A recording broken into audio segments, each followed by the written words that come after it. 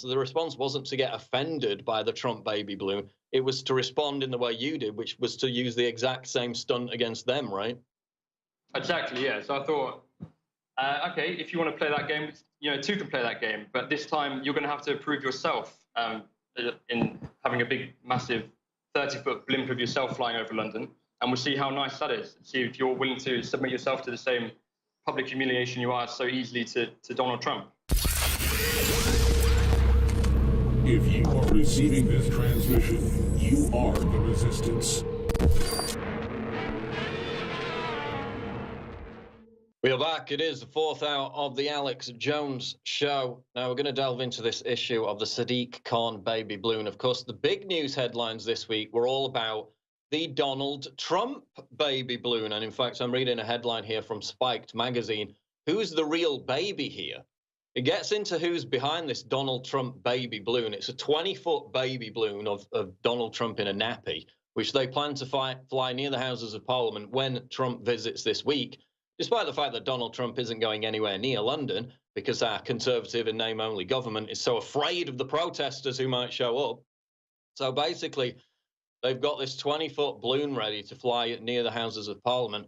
This is what it says about it in the Spiked magazine article, Who's the Real Baby Here? The anti-Trump stunt has been organized by environmental activist Leo Murray, the great-grandson of Labour politician Anthony Greenwood. Murray, who rents out 2 flats in a £1.8 million townhouse in Hammersmith, has written a piece for The Guardian explaining his reasons. Well, of course he has. And basically it goes on to say that on the morning Trump was elected, this guy cried, oh, boo-hoo, he cried his eyes out. Now he's going to get his revenge by launching this Trump balloon near the Houses of Parliament. Goes on to basically say that they are justifying this. They're saying that the motive behind this is because they're fighting back against the establishment. So a project initiated by a super rich member of a political family in London that lives in a cushy townhouse in Hammersmith, £2 million, a project approved by the mayor of London, that's anti-establishment, is it? No, it isn't. That's ridiculous. It's another Corbynista, upper middle class bourgeoisie pretending to be anti-establishment, pretending to be working class when they're not. This is what we see over and over again. And now we have on the line Yanni Brewer, who is the man behind the response to this, which is the Sadiq Khan baby balloon, which he intends to fly at some point over London over the next few weeks.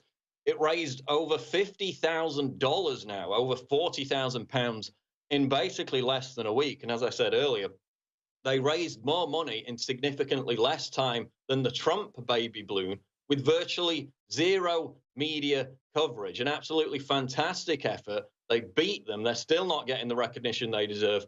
But Yanni Brewer, welcome to the show. Cool. Thanks for having me, Paul. Now, first, I just want to ask you about what inspired you to start this project, and going beyond just flying the balloon, what's the ultimate plan for this project? Yeah, so I mean, in the project, the reason for doing this, was I was really annoyed at Khan's willingness to insult the most powerful man in the Western world, Donald Trump. You know, he's a friend of Britain, he's half British himself, and we need those kind of friends after Brexit. So I was really irritated by it, and the fact that Sadiq Khan thinks that he can say that Donald Trump isn't welcome, or the President of the United States, a great ally of ours, isn't welcome to London or to the UK on our behalf when he's not elected to represent us is really frustrating and irritating. So I wanted to address the serious issue of free speech as well in a light-hearted way. And I thought the best way to do that would be a tit-for-tat move and see if Sadiq Khan is willing to have a giant blimp of himself, caricature of himself, and permit his own insulting mockery in the name of free speech. And moving now, beyond... Sorry. Yeah, go ahead.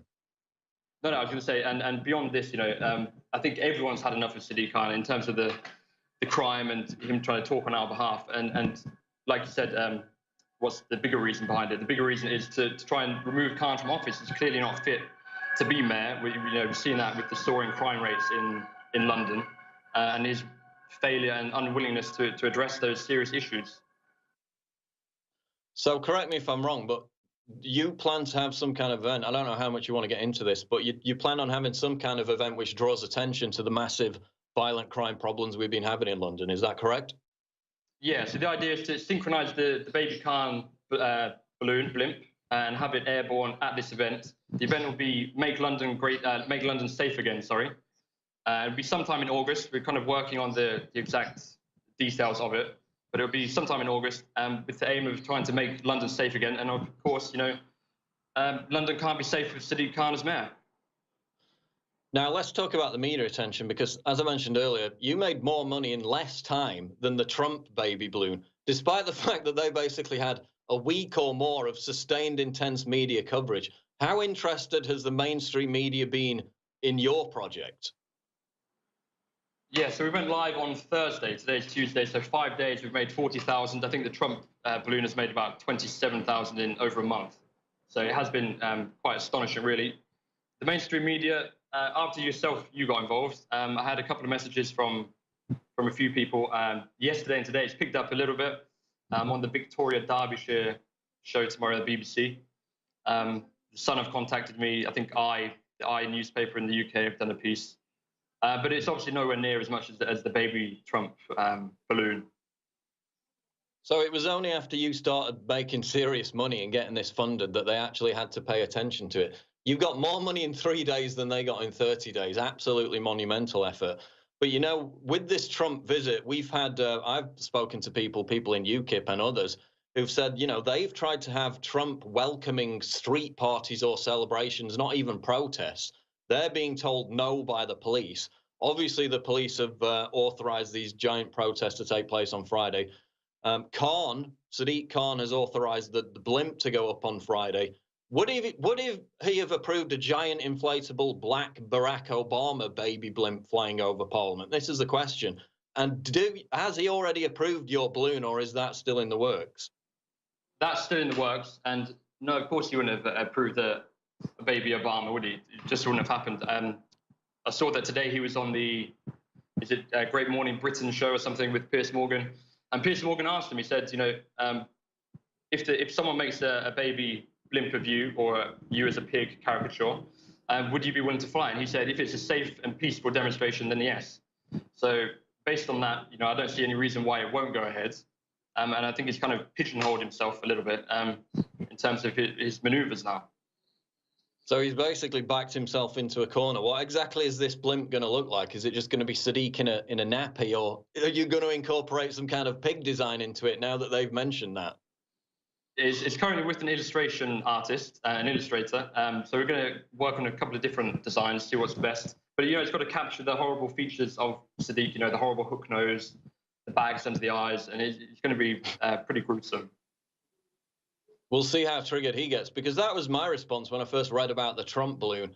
A lot of people on the right said, oh, this is a disgrace, this is insulting the president, which it is, but that's kind of not the reaction you have, because then you get called a snowflake. They say you're triggered. Obviously, they're too dim-witted to think up their own insults, so they just use our insults against us. But your response is exactly right. You take that and you turn it back on them. Then you make him look like an absolute hypocrite if he doesn't authorize this. So I'm guessing that was your response. The response wasn't to get offended by the Trump baby balloon. It was to respond in the way you did, which was to use the exact same stunt against them, right? Exactly, yeah. So I thought, okay, if you want to play that game, two can play that game. But this time you're going to have to prove yourself in having a big, massive 30-foot blimp of yourself flying over London. And we'll see how nice that is. See if you're willing to submit yourself to the same public humiliation you are so easily to Donald Trump. Now, we're going to come back after the break and talk more about this. Talk about the sheer hypocrisy in Khan having nothing to say about, the Crown Prince of Saudi Arabia visiting the Islamist dictator Erdogan. I just want to read some stats, though, about London crime under Sadiq Khan since he came to power as mayor. Knife attacks have soared by 21%, shooting incidents by 23%, street robberies by 33%, motorbike robberies by 50%, and murders by 40%. In February and March, London had more murders. It exceeded the murder rate of New York. This is a giant problem. His previous excuse was to say, oh, but we did a report about that last month. And basically, it's getting worse and worse and worse. The police are being given fewer and fewer powers to actually chase these moped criminals, for example. They're trying to turn it round right now simply because of the massive public backlash. But again, these figures seem to be getting worse and worse. That's what you're going to be drawing attention to with this Sadiq Khan baby balloon. And it's going to be very intriguing how they respond to it. But we're going to talk about it more after the break on the Alex Jones Show Live. If you are receiving this transmission, you are the Resistance.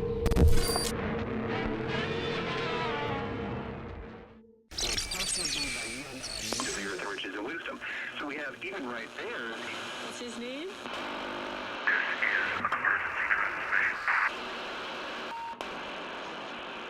This is an emergency transmission from FEMA Region 6 in occupied North America.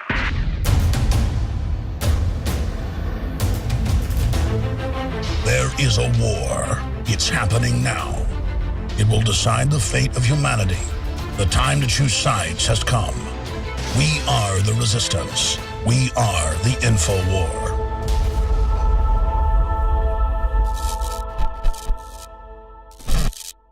Extendowise, the latest product from InfoWarsLife.com, fuses all the known compounds that have been proven to be good for our hearts and cardiovascular system. And listen, everybody's got a heart. Well, actually, maybe Hillary and George Soros don't, but everybody else has a heart, and this product is amazing. So, if you have a heart and you want the very best product out there that's designed to aid a healthy heart and cardiovascular system, it's Extendowise, available at InfoWarsLife.com. And like all of our products are game changers, this baby is the most souped up, awesome version the top formulators could come up with and still be affordable. It's one of the very best heart pills out there. It's Extendowise. So, get some for yourself and family and friends. It's got the very best fish oil from the fjords. It's very, very pure, very, very clean, and has the EPA type that is specifically good for the heart, cardiovascular system. It's got the properly formulated type of CoQ10 and more. It is Extendowise, now available at InfoWarsLife.com.